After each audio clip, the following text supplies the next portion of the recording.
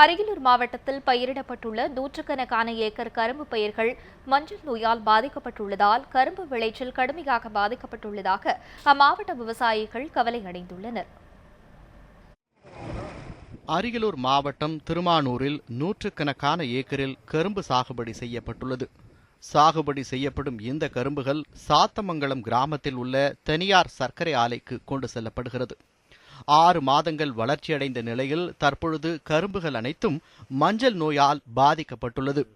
முதலில் கணுக்களுக்கு இடையே மாவு போன்ற பொருள் வெளியேறுவதும் பின்னர் தோகைகள் காய்ந்து மஞ்சள் நிற தோற்றத்தையும் பெறுகிறது. அதன் பின்னர் 6 மாத வளர்ச்சியோடு காய்ந்து நின்று விடுகிறது. இதுக்கு என்ன பண்ணணும்னா, நல்ல ஆராய்ச்சியாளரை கொண்டு வந்து இந்த கரும்பை டெஸ்ட் பண்ணி மண்ணை டெஸ்ட் பண்ணி இதுக்கு என்ன மருந்து அடிக்கலாம், என்ன பண்ணலாங்கிற அறிவுரையை அரசாங்கமும் ஆலையாரும் வேளாண் துறையும் செஞ்சிங்கன்னா ரொம்ப நல்லா இருக்குங்க. எங்களை காப்பாற்றின மாதிரி இருக்கும். இவ்வகையான மஞ்சள் நோய் காற்று மூலம் பரவி அனைத்து கரும்புகளையும் தாக்குதலுக்குள்ளாகும் அபாயமும் இருக்கிறது. இதனால் 4 மாதத்தில் வெட்ட வேண்டிய கரும்புகள் முழுவதும் பாதிக்கப்படுகின்றது. எனவே மாவட்ட நிர்வாகமும் ஆலை அதிகாரிகளும் மண் பரிசோதனை செய்து எந்த மருந்து அடிக்க வேண்டும் என ஆலோசனை கூற வேண்டும் என விவசாயிகள் கோரிக்கை வைத்துள்ளனர். இதுல மஞ்சள் நோய் விழுந்து ஒரு கரும்பு வெட்டக்கூடிய சூழலில் இந்த ஒரு காற்று மூலம் பரவக்கூடிய இந்த நோயினால எங்களுடைய கரும்பு பாதிக்கப்பட்டிருக்கு.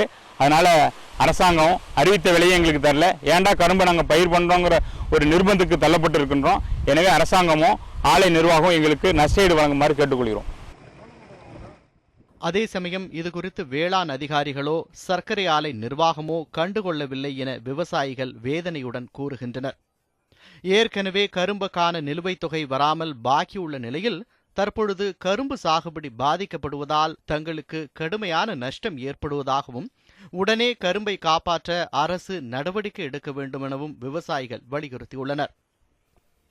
இதுகுறித்து மாவட்ட ஆட்சியர் சரவணவேல் ராஜிடம் கேட்டபோது விவசாயிகளின் பிரச்சினைகளுக்கு விரைவில் உரிய நடவடிக்கை எடுக்கப்படும் என தெரிவித்தார். சர்க்கரை ஆலை நிர்வாகமும் வேளாண் அதிகாரிகளும் அரியலூர் மாவட்ட விவசாயிகளின் பிரச்சினைக்கு உடனடி தீர்வு காண வேண்டும் என்பதே அனைவரின் கோரிக்கையாக உள்ளது. நியூஸ் 7 தமிழுக்காக பாலாஜி, அரியலூரிலிருந்து.